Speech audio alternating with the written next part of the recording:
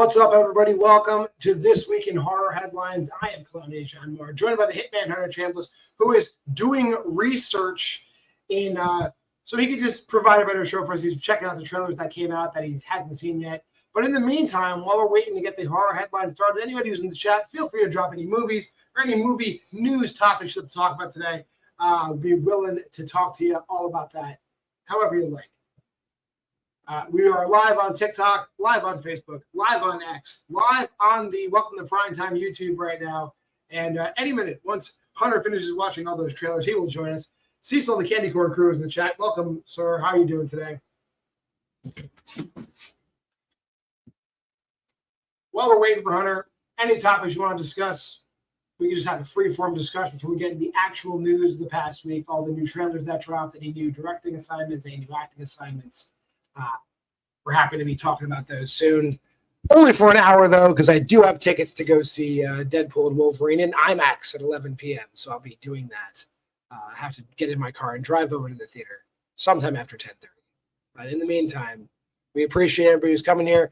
If you want to have some horror chats leading up to Hunter joining us, jump in the chat. Give me some topics. I will riff. Trying to think the last movie I saw that was good. I did. It had to be all right. Hunter's here. Hunter, how you doing? I'm here. Sorry about that, guys. I had to make dinner before hopping on here, and I haven't had a chance to watch the trailers. I just watched them, so yeah, glad to be back. Let me go ahead and pull up the first topic. All right, are you ready to get into the first topic, John? I am ready. What are we talking about today? All right, so we have some news for the casting for the I Know What You Did Last Summer reboot from bloodydisgusting.com. It says, meet the cast of the reboot movie.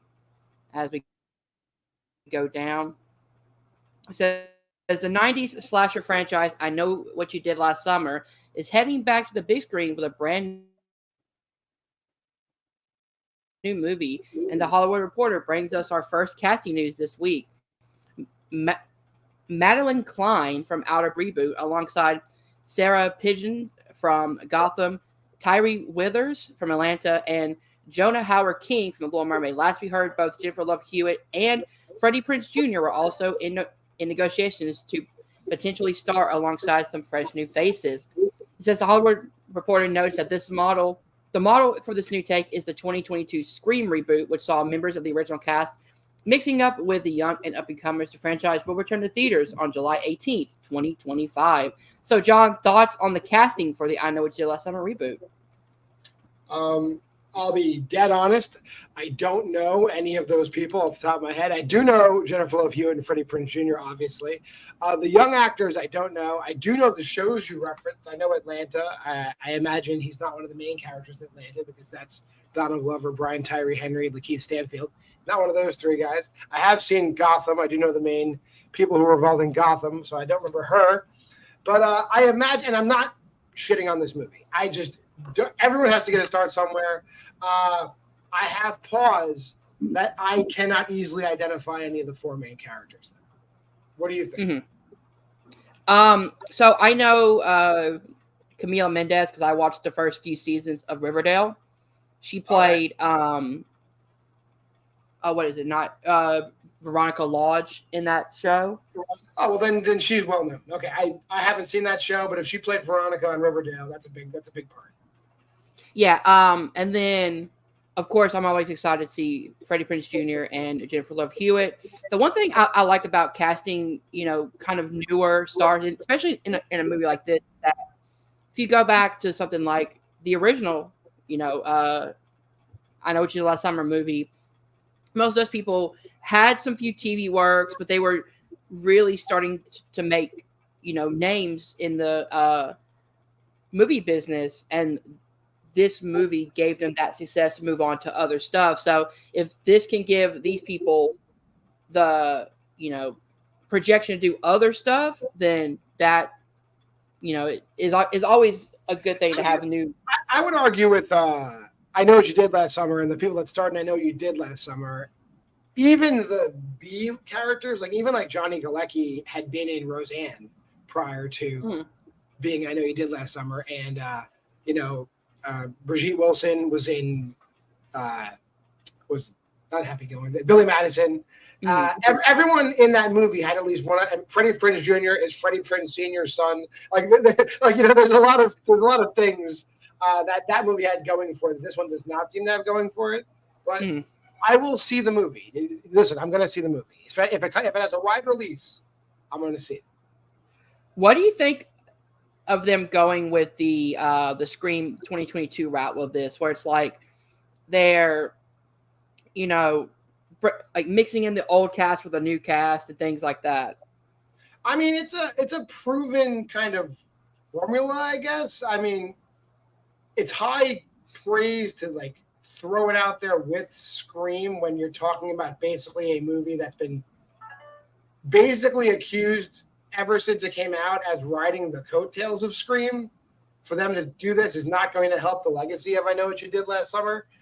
But I Know What You Did Last Summer is not a bad movie. It became a bad franchise with the third movie, but the first two movies were solid. So, I mean, there's something here. And there's also a television show. Yep, it's on Amazon Prime. But also, it's kind of weird saying that, the first I Know movie was kind of a riding the coattails of Scream when it was written by Kevin Williamson as well. So it's kind of cool that, like, does that help it or hurt it? I don't know, because then it's like, well, he's just cashing in, I don't know. I mean, you can make the case. I think you can, especially if it's coming out right around the time that Scream 7 comes out, because no, this comes out next year, doesn't it?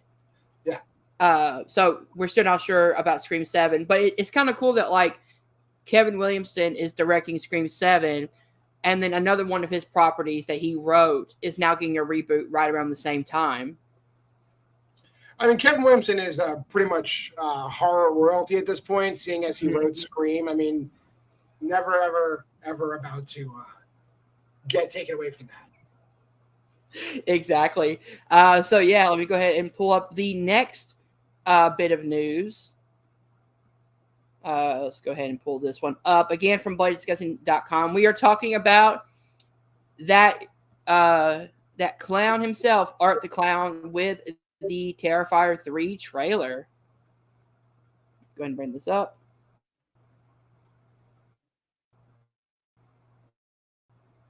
Let's see if I can get it working.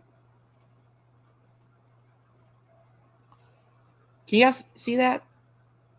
I can see that, yes. There it goes. All right. The Terrifier 3 teaser trailer says Christmas comes early in Damien Leone's slasher sequel, Terrifier 3 from Bloody Disgusting and Cineverse, which brings Art the Clown exclusively back to theaters on October 11th. With the San Diego Comic-Con about to kick off, we're unleashing the very first teaser trailer from Terrifier 3 that offers a bite-sized sampling of the Christmas-themed carnage erupting on screens this Halloween season, including Art the Clown rocking a chainsaw, and making bloody snow angels, Sienna's triumphant return, and Victoria looking nastier than ever. So, John, thoughts on the trailer for Terrifier 3? I think a lot of people have seen this teaser trailer already for Terrifier 3. It actually, people were losing their minds because everyone's like, he's going to kill a kid. Like we've never seen horror movies where children die before. Yeah, Terrifier is an icon status yet. Remains to be seen. I think this movie has to do well. I do think it will do well. I think people like absolutely love Art the Clown. Like he's got like beyond cult status at this point. Damien Leone is playing with house money. Like he just is. Like it's a great. Even if this movie sucks, it's gonna make a ton of money, and I don't think it'll suck. Oh yeah. No, I mean, especially coming off of Terrifier 2, which I wasn't a fan of the first Terrifier movie, but I absolutely loved Terrifier 2. I think they took what made Terrifier 1 really interesting, which was this kind of supernatural clown, it's kind of low budget, and then they ramped it up for part 2. I can't wait to see what Damien does with part 3, because I also like that they're putting it out in the Halloween season, but it's a Christmas horror movie. So this is something that like you can rock with like both like Christmas and Halloween. The trailer looks awesome, by the way. The bloody snow angels fucking rocked. Him doing the thing in the pool of blood. Victoria with like half the face, like she looks fucking gruesome. I'm interested to see what route they take with the opening scene because oh, did John pause or is it me? Hang on 1 second. Sorry about that. I had to change the format of the page once again. But what were you saying, Hunter? I was talking about the kind of the interesting marketing of putting it out on Halloween, but it's also a Christmas movie, and the stuff you can do with Art the Clown and the Christmas season. Like you can have him go after kids. You can have him, dress up as Santa Claus, kill Santa Claus. Like he's definitely dressing up as Santa Claus. I mean, we're getting the original teaser trailer was basically How the Grinch Stole Christmas. So we're getting it. It really was. And also, Damien Leone is really killing it, especially with this upcoming year, because he not only does he have Terrifier 3, but he also has the movie Stream, which I believe he's a producer on as well for Stream. So it's kind of cool that like indie horror is actually really cool nowadays, and I love seeing it. Yeah, Stream is actually if you watch Bible of Horror, it was on my most anticipated list. I'm still waiting for it to come out, but the cast for Stream, it looks awesome. Dude, it's star-studded. Yeah, everyone's in it. Everyone is in it. But yeah, I am super excited for Terrifier 3. This might be one of my most anticipated of the year. All right, yeah, me too. It was on my top 10. All right, let's go ahead and pull up another story. Let's see. All right, so next we're talking about the trailer for Cuckoo, which is a new Neon studio film. Yeah, this has been the trailer for the next horror movie from Longlegs to Stupid. Yeah, this is being played before every movie. I'm sorry? It's not a Quiet Place Day 1 level of saturation, but the Cuckoo trailer is out there. Everyone's seen it. Go ahead, Hunter.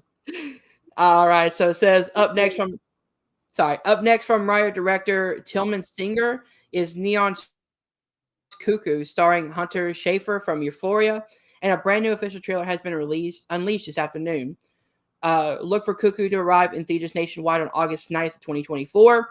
In Cuckoo, recently 17-year-old Gretchen left her American home to leave with her father, who has just moved into a resort into the German Alps with his new family. Arriving at their future residence, they are greeted by Mr.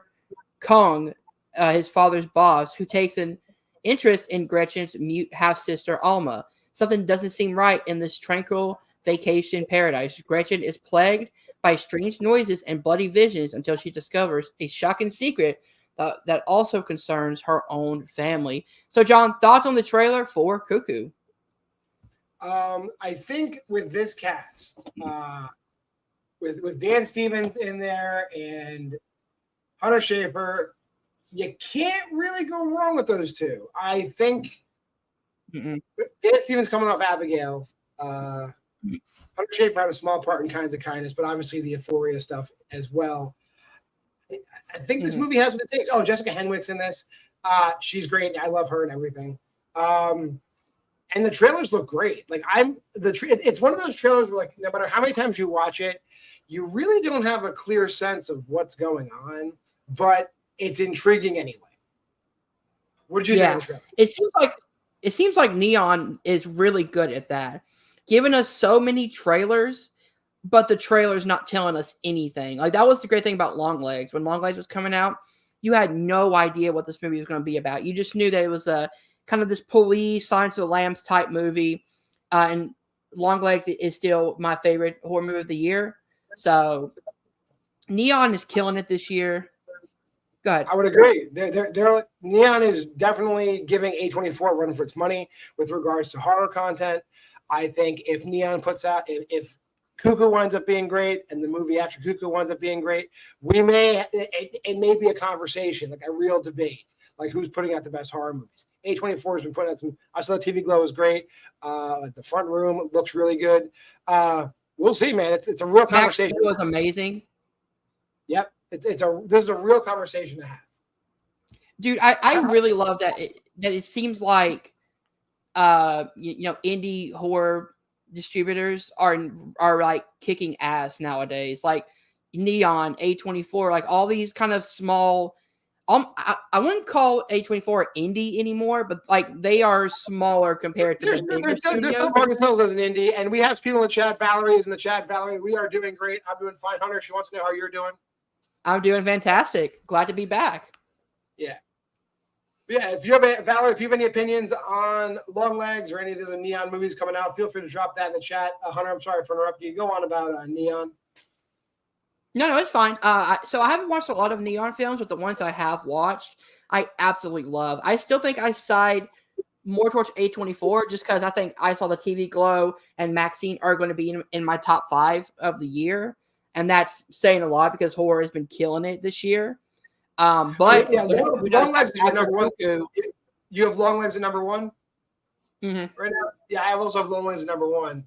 So if Cuckoo winds up being as good as then yeah. Valerie says Long Legs I thought was good, but didn't like Cage's character. But movie overall was amazing. I do think Cage's character was definitely a choice. Was it as scary as they marketed it to be? I don't think so, but was it unsettling? Sure. I think actually if you thought Nick Cage's character was a letdown in Long Legs, I would recommend if you can get out there to see Oddity, do so because Oddity is way scarier. Is it a better movie? Not necessarily, but it's if you're into scary, go see Oddity. It is definitely the scariest movie that came out this year. Oddity for sure. Long Legs, the best made movie that came out this year. Oh yeah, I said this during the Welcome to Primetime episode for Long Legs. I said the great thing about this movie is that it uses Nick Cage sparingly because I agree if he was like Buffalo Bill where we're following him in like long chunks of scenes, that could get exhausting. But the fact that they use him sparingly throughout the movie makes him 10 times creepier because you never know where he's going to show up. And you know that he's like already insane based on the small amounts you see him throughout the movie. Yep, definitely. All right, what's our next topic we got for today? All right, our next topic is a movie that John seems very interested in. Speak No Evil has a new trailer. Am I interested in Speak No Evil before you start? And you don't have to pull up the page because it's ruining our format. So you can just read it. But am I interested in Speak No Evil? I am morbidly curious about Speak No Evil. Valerie's in the chat talking about Blink Twice. Also, I am more psyched for Blink Twice than I am for this Speak No Evil remake that nobody asked for. However, I've got to say, okay, James McAvoy is in it. Scoot McNairy is in it. The cast is good, and it's James Watkins who gave us Eden Lake. So it's like, is Blumhouse gonna rape me? Like I please don't. Like you have James Watkins directing a remake of a film that's fantastic. Please, Blumhouse, like I'm begging you, please let this movie be good. Like if this is good, it will be good for Blumhouse. If this is bad, it will be a disaster for Blumhouse. That's all I gotta say. Yeah, Blumhouse has really been crap lately, huh? Night Swim, Imaginary, like laughable hot garbage, like funny, like enjoyable in that vein. But to have those two movies being the lead up to a remake for a movie that could have just been released as is in America, I don't understand. I mean, the movie, looking at the trailer, the movie looks different. Like the way, I mean, just what they're showing in the trailer, it looks like they're like as opposed to the other movie. It looks like the couple is fighting back. They're giving away a lot of the things that were twists in the original movie in this trailer, which leads me to believe with James Watkins directing that there's something else. Like this isn't going to be a straight remake. Something else has to happen. But then again, it is James Watkins who gave us Eden Lake. So I imagine the ending is going to be destroyed. Will be soul destroyed. If the movie is good, the ending is going to be soul destroyed. Like guaranteed. So I am cautiously, with all capital letters, optimistic about this remake with James Watkins and James McAvoy involved. Please, Blumhouse, please don't mess this up. Like it's too much. It would hurt my heart too much if this happened. I don't know if check with me after I watch Speak No Evil. I might be in the hospital. Oh no! So I'm somebody who I haven't seen the original Speak No Evil. At this rate, I wouldn't. Just watch this, and then I'll let you know if you should watch the original. Okay. But the trailer seems interesting to me. It seems like it, almost like a home invasion type movie, which sounds like invasion. It's like a reverse home invasion, I guess, because like they're the guests at the house. Valerie, thank you for offering to check on me. I'll probably be at St. Luke's, Allentown, is where I'll wind up. I mean, the talent involved with this movie, I really hope it's not bad because again, you have Mackenzie Davis, you have James McAvoy, Scoot McNairy. It's a Halt and Catch Fire reunion for those of you who watch that fine AMC drama. Scoot McNairy and Mackenzie Davis are both on that show. Oh, nice. Yeah. I mean, I'm a huge fan of James McAvoy, so hopefully he does well in this movie. I mean, but again, it's Blumhouse, and that's something that you have to go in knowing this isn't the Blumhouse of old. Like this is 2024 Blumhouse. It is the Blumhouse of current, yes. It is the Blumhouse that made The Exorcist Believer. So just remember. I want everybody to remember that not too many years ago, Blumhouse had a movie that was nominated for Best Picture. Let's put that out there. And this year we have Night Swim in Imaginary. How the mighty have fallen. Ooh. I am just so glad that A24 is putting out quality still because I do not want them to go the route of Blumhouse. So what do we got as our next topic? All right. So again, from Bloody Disgusting, we have the cast for The Long Walk. Judy Greer and Mark Hamill are joining the cast. Is this for the Stephen King Long Walk or is this a remake? Go ahead and read this from BloodYDisgusting.com. You're freezing up on us a little bit, Hunter. The cast continues to get bigger and more. Ooh, you're good. Can you hear me? Yep. All right. So it says the cast continues to get bigger and more impressive now that production is underway on Lionsgate: The Long Walk, an adaptation of Stephen King's 1979 novel. Deadline reports that Judy Greer and Mark Hamill are the latest additions. Francis Lawrence is directing this from a script from J.T. Moeller.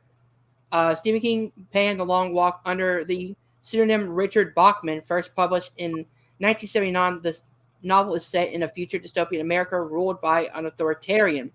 So, thoughts on the casting of Judy Greer and Mark Hamill for The Long Walk? It's weird because there's no female characters in The Long Walk unless she's going to play somebody's mother in a flashback. If Mark Hamill is the general, that's awesome. And Francis Lawrence just had a Hunger Games movie, and they're giving him The Long Walk, which means that this has the bones to be good. The Long Walk, probably my favorite of the Bachman books. Try to think. All the Bachman books are pretty good, but The Long Walk always stuck with me as like a young kid / teenager reading Stephen King. Long Walk's a crazy good book. It's not even it's a novella. It's like 100 pages. It's always I always wondered when The Long Walk was going to come out, because the narration of The Long Walk does lend itself to like a movie medium. So I'm going to say it with me, everybody. I'm cautiously optimistic about seeing The Long Walk. Valerie's saying maybe they're going to add some female characters to The Long Walk. It would require a little bit of changing of the plot, maybe, but I do think Judy Greer is probably, not that I'm saying Judy Greer is an old woman, she's not, but she's too old to be one of the walkers, I would say, because the walkers in the Long Walk were all like teenagers or just out of adolescence. So regardless, given the success and having Francis Lawrence direct this makes sense, because what is the Hunger Games but a bunch of adolescents being forced into a game where there can be only one survivor? And The Long Walk is a bunch of adolescents being forced into a game where there's only one survivor. So that's great. You picked the right director. Yeah, so I don't know a lot about The Long Walk. I've never read the book. But the idea of it sounds very interesting. It sounds like Stephen King's, as you said, Stephen King's like Hunger Games. Yeah, basically, the long walk is basically exactly what it is. Like 100 people take off, and you just walk. And if you go slower than 4 miles an hour, and you're warned 3 times, they just shoot you. Jesus, that's the whole book. Like, and so that walk. Sounds awesome. But they walk like they do not get a break. They literally walk, and they go on. That sounds awesome. They walk for days. Yeah. So yeah, I'm very excited for this movie. I really liked the latest Hunger Games movie. I thought it was directed really well. I liked the big sweeping shots, and it felt like for the budget it felt like it had 10 times the budget, and that's and really the parallels between The Long Walk and the Hunger Games keep going, because honestly, it is the same. Like the winner of The Long Walk basically gets like a wish granted. Like they get whatever they want if they win. Like the generalissimo, like the dictator, grants the winner a wish. So another parallel to the Hunger Games, basically, the winner's going to be a celebrity. So and I could definitely see in 2024 or 2025, whenever this movie is slated to come out, like it's the right time for a movie like this. So I think this should be good. Everything is aligned. Can't go wrong with Mark Hamill. Can't go wrong with Judy Greer. Can't go wrong with Francis Lawrence, especially in this subgenre. I think it's going to be a winner. Dude, Mark Hamill is killing it lately. Like, I thought he was awesome in Fall of the House of Usher. Mm-hmm. I loved his performance in there. He's going to be in The Life of Chuck coming out the next Mike Flanagan movie, and that's another great Stephen King story. I'm very, very, very interested to see how they're going to adapt The Life of Chuck, because the story is interesting, but this is, as opposed to The Long Walk, the way that narrative runs in The Life of Chuck doesn't really lend itself to a movie medium. However, I trust in Flanagan. Yep. Period. All right, let's move on to our final topic, which is Shudder and IFC Films date Azrael starring Samara Weaving for September. Samara Weaving. Go ahead, Hunter. I'm sorry? I said, speaking of actors and actresses that can do no wrong, Samara Weaving. Yeah, Samara Weaving from Ready or Not and Scream 6 leads the cast of the upcoming Azrael from writer Simon Barrett, who wrote The Guest and You're Next, which now has a release date. Deadline reports this morning that the IFC Films and Shudder have scooped up the film's North American rights, with a theatrical release for IFC set for September 27th, 2024. In a world which no one speaks, a devout female-led community hunts down a young woman, Weaving, who has escaped her imprisonment. Raptured by its ruthless leader, Azrael is said to be sacrificed to petrify an ancient evil that resonates deep within the surrounding wilderness, yet she will stop at nothing to assure her own freedom and survival. So, thoughts on, one, the movie Azrael, like the plot, and the writer doing what was it? Simon Barrett, Adam Wingard's good friend, Simon Barrett. Writing. I mean, he's written a ton of good. I mean, I'm not gonna say he's not like the greatest horror writer that's ever lived, but he's very serviceable when it comes to like movies like Your Next, like just hard hitting, like, in your face movies like that. So I imagine if we're getting him, Samara Weaving, I'd love to know who's attached to direct it. That's probably going to sell it for me. If it's just some unproven person, I don't know. But if directed by E.L. Kratz, Channel Zero, The Haunting of Bly Manor, and Cheap Thrills. All right, remains to be seen. I don't know if he's in that same directing tree like the original VHS crew, like the Adam Wingard, Radio Silence, Ty West, Joe Swanberg crew. But like I always say, Hunter, I'm gonna give it a shot. If it comes out in theaters, I'm gonna see it. So Azrael, I imagine with Samara Weaving as the lead, this is gonna get at least a limited release. Oh yeah. So from the sound of it, it sounds very interesting. It sounds again like this, kind of religious undertone horror movie, which we've been seeing a lot of lately. Like that's been a huge thing in 2024. Like at least 4 or 5 horror movies have had that back of like religious base or either like a religious tone background. And it's go ahead. I would say a movie where Samara Weaving is being hunted. I've never seen that before. Yeah, I've never seen that at all. Now, I mean, what's cool though is it's being written by the guy who wrote Your Next, and then Ty West, or no, not Ty West. I'm sorry. Radio Silence took that idea from Your Next and made Ready or Not. So it's like a big giant circle. Right. But this sounds interesting. Like I am definitely excited for this movie. Just from the concept alone, who's writing it. I'm a huge fan of Samara Weaving, so she can't do no wrong. Yeah, I'm very excited to see what this movie's about. Valor saying, doesn't she hunt others in the ring? Samara Weaving, I would say, definitely hunts others in the Babysitter movies. Yep. And I believe she's definitely doing a little bit of killing and mayhem. Aside from that, she's usually the hunted. Yeah, she is. Whether or not she turns the tables, but whatever. You're right. That is Your Next kind of vibe. And that's all the horror headlines we got for today. Now we turn to the part of the show where we open the floor. If anybody on any of the platforms has any comments, feel free to throw it out there. I don't know if you can see any comments coming through, Hunter, on YouTube or Facebook. The only one I see is, I don't know if you saw this one, Lewis on Facebook. My Aunt Lewis, hello, how's it going? Valerie's saying Ready or Not was amazing. Ready or Not is probably definitely put Radio Silence on the map, obviously. I mean, like everything they did prior to Ready or Not was fine to good. But Ready or Not, definitely with some cash dollars behind them, Radio Silence showed that they are cutting edge horror splatter comedy experts. Like 1,000. Like if you're gonna make a movie that's gonna have a lot of laughs and a lot of blood and be a little bit scary, you're gonna call Tyler and Chad and you're gonna say, make me a fucking movie right now. Hey, AKA Abigail. I thought Abigail was so much fun this year. Yeah. So speaking of like Radio Silence, John, here's a question for you. What is your favorite Radio Silence directed movie? Right now, I'm gonna say Abigail. I think I'm one of the few people that's like wow. Great Abigail. Like, not that I didn't like the Scream movies.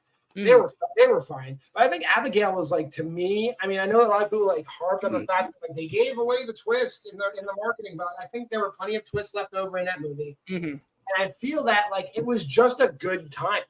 Abigail, while not scary, it is funny and it's just a good movie. It's a fun time. And Melissa Barrera, Dan Stevens, Giancarlo Esposito, Kevin Durant, Catherine Newton. Like you have like a ton of really great characters in that movie too. Like no real weak points in that movie. Yeah. I feel like I know what your favorite is, but go ahead. See, it's hard because like my gut reaction is say Scream 6. Just because it was a new setting for the Scream franchise. You had, the core 4 really being developed. You've got like really good gore and really good like chase sequences that are memorable. I think the latter chase scene in the apartment building is like fantastic. Valerie's asking if we have seen Slay yet. I have not. I know about Slay. That's the drag queen horror movie I believe she's referring to. Have not seen it, but it is on my list to watch. Are you recommending Slay, Valerie? When does that come out? Has it been out already? I think it's been out. It's on like streaming, I believe. Oh, okay. I'll have to look into that one. But I mean, like Scream 6 is there, and then like Ready or Not is there as well. So Valerie's saying that Slay is on Tubi, so I am doing a lot of movie watching for upcoming events online, but I will fit Slay in. Carrie said Ready or Not is 100% one of the most fun theater experiences. I don't think that was before I came back to movies that I was in theaters, but I had seen it. Now I'm just seeing everything in theaters, so I know all about it. I imagine it would be. I mean, Abigail was awesome in the theater. Like I had a blast watching it. It was so much fun in the theaters. And I think Valerie, if you like Slay, there's another. I mean, if you like that type of movie, like where it's those type of characters like drag queens or like the LGBTQ community, there's another great horror comedy that came out last year called Summoning Sylvia. It's about a haunting at a gay bachelor party, which I highly recommend. Summoning Sylvia. Question, John. Yeah. Speaking of like, like themes of like LGBTQ plus movies, do you count I Saw the TV Glow as one of those movies? I Saw the TV Glow is unique in the fact that you could watch I Saw the TV Glow and not even realize it is, or you can watch it completely through that lens and it becomes a totally different movie. So to answer your question, yes, it is. But if you missed the point, still a great movie. Oh, yeah. So that's in my top 5 of the year. I think it's the experience, but also the acting give you this kind of like great mix. It's a really tone-based horror movie. The atmosphere is there. It's weird. It's out there, but it's really, really interesting. It's unique, and Jane Schoenbrunn has a voice. I mean, I did see, We're All Going to the World's Fair. Didn't really care for it, but I knew that their voice was, important.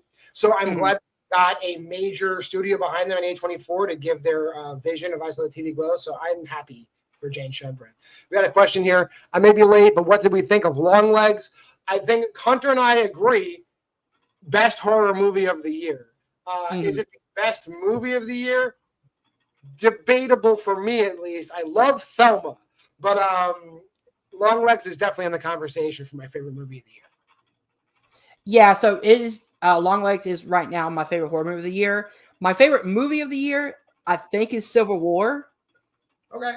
I really love the atmosphere of that movie, and I love the themes and like how it doesn't really pick a side, and you just kind of the theater experience of that movie is incredible. But Longlegs, man, it gave me this really eerie, like theatrical experience that I loved. Like I saw it in a packed theater. People were like screaming and jumping at the shocking moments. The opening scene of Longlegs is fantastic. I had such a fun chat. Valerie saying her favorite movie of the year so far is Furiosa. I did love Furiosa as well. I still have to watch that one. Epic movie. And Notes at Movie Reviews is saying genuinely wanted to love Longlegs but didn't like it much. They do agree Civil War was great. Their favorite this year, The First Omen, which I'll say, First Omen, and I think you'll agree. I think we were going to talk about The First Omen a few weeks ago, but like no one asked for The First Omen, but it was awesome. But it was nobody asked for it, but it killed. Like I was like, why? I've never seen the trailer for it. I was like, what? Really? Another Omen movie? And then The First Omen just came and knocked it out of the park. So is it my favorite of the year? No, but First Omen I think is in my top 5 horror movies. So my favorite like religion-based horror movie this year is Immaculate. I just think that movie, it has the spirit of The First Omen, but the ending is completely wild. I love it. But I also really love Sydney Sweeney in this role as well. I think she does a fantastic job. But I mean, both movies are actually like fantastic. Like I'd probably I put really like both of them. I like Immaculate and the First Omen. I'm in the First Omen camp. Not that Immaculate was bad at all. Mm.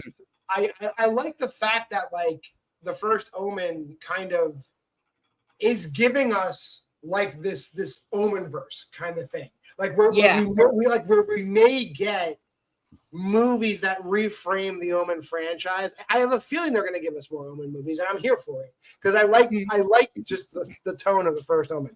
Yeah. And notice that movie review saying yes, the end of Immaculate ate. Yes, it did ate. It was a full meal at the end of Immaculate. It was.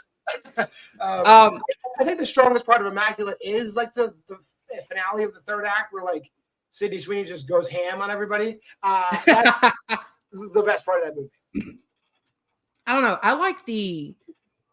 I found out this year in particular, I really love religion-based horror movies, and I don't know why. Like, I'm not really a religious person, but I like the idea of taking something that people find like safety in and turning that on its head. Well, let me say, do not watch The Exorcism because you will not like it. But yeah, I mean, I'd say the Russell Crowe one. Yeah, we not obviously the Exorcism with Russell Crowe, which I guess is a religious horror movie because it's a meta religious horror movie. I think for every great religious horror movie we're getting this year, we're getting like a not great religious horror movie right behind it. Yeah. I mean, Immaculate and the First Omen came out like back to back. They were both great, but then The Exorcism was just like unnecessary. Any more questions? Yeah, throw some more movies in the chat. We're happy to talk about any movies you want to talk about, any horror news items you want to talk about, because we will be winding up probably soon within the next 15, 20 minutes or so. Yeah, I know that the ending of Longlegs, some people will not like. I'm trying not to spoil it because it's still in theaters, but I won't spoil it either. I think my one nitpick with the movie, without spoiling the movie, is when the like algorithm of what's happening is revealed. It's weird that like major characters can't figure things out ever. That's yeah. My only nitpick. Everything else about the movie is perfect. Yeah. I think some people will really love this movie, and I think some people will not like it because of the twist it takes in the movie. And I'm going to say I was not a believer in Oz Perkins leading up to Longlegs. I did not like the Black Coat's daughter. I thought Gretel and Hansel was slightly better than mediocre. So Longlegs, like I went in with no expectations and it blew me away. Valerie's asking, are we excited for Heretic?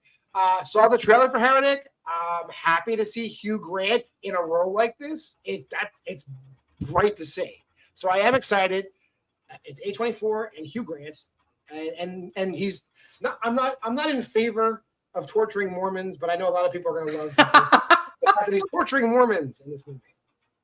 Yeah, I don't know what that is. I'm going to have to look up the trailer for that.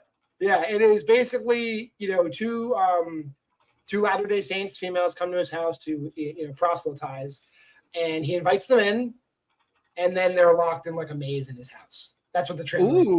Yeah.